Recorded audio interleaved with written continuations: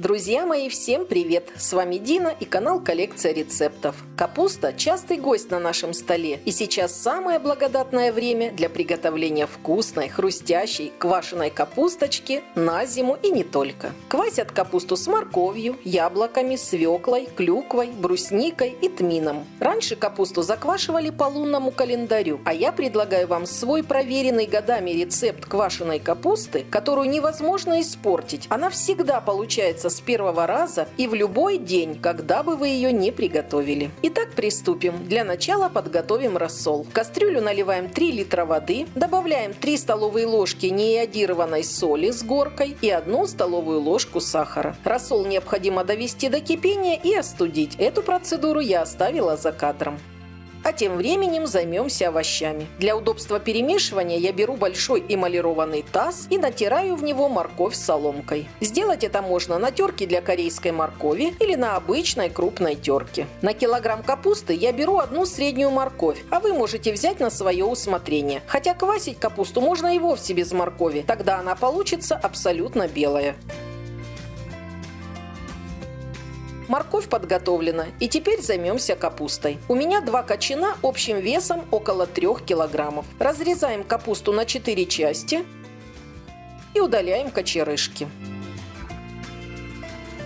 Режем капусту поперек листов тонкой соломкой. Сделать это можно обычным ножом или специальной шинковкой. Нарезанную капусту высыпаем к морковке.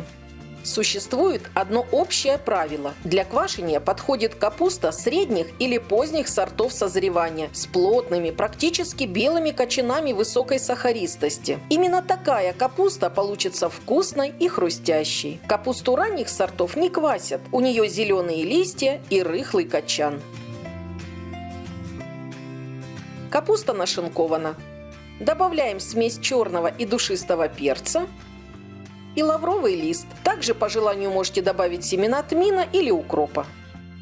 Капусту хорошо перемешиваем. Старайтесь для этих целей выбирать посуду побольше, так как в маленькой посуде это делать совершенно неудобно. Мять капусту при перемешивании не нужно. Она не должна потерять форму и упругость. Квасить капусту можно в одной большой посуде, например, в ведре или кастрюле, а также в стеклянных банках. Раскладываем капусту в чистую посуду, хорошо ее утрамбовывая. Я воспользуюсь 1,5-литровыми банками с широким горлом, которые предварительно помыла с содой. Стерилизовать банки не нужно, так как в них в любом случае будет проходить процесс молочно-кислого брожения.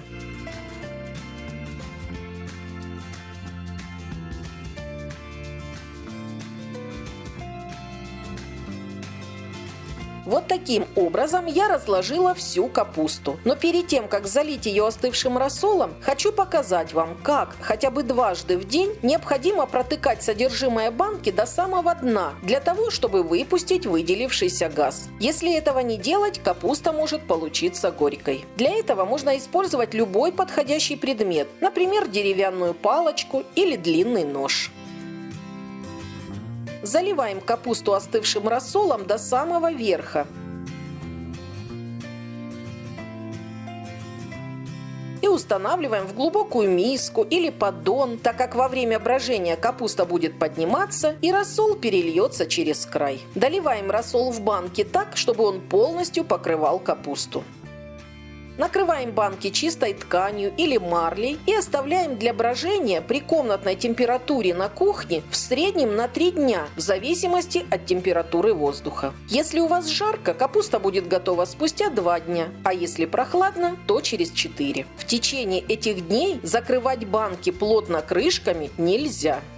Спустя 3 дня, когда квашеная капуста будет полностью готова, снимите марлю, накройте банки крышками и отправьте на хранение в любое прохладное место. Балкон, лоджию, подвал, погреб или холодильник. Правильно заквашенная капуста имеет слегка янтарный цвет, обладает приятным запахом и кисловатым вкусом. Подавать такую капусту можно с душистым нерафинированным маслом и репчатым луком, а также использовать для приготовления щей, борщей, салатов, винегретов винегретов, вареников, пирогов и многого другого. Желаю всем вкусных заготовок и приятного аппетита! Если вам понравился этот рецепт, ставьте пальчик вверх, делитесь видео с друзьями и пишите свои комментарии. Если вы впервые на канале Коллекция рецептов, подписывайтесь и нажимайте на колокольчик, чтобы не пропустить мои новые видеорецепты. У меня на канале есть плейлист «Заготовки и консервация», где каждый найдет что-то новенькое для себя. Все ссылки на экране и в описании под видео. С вами была Дина. До новых встреч, до новых вкусных рецептов.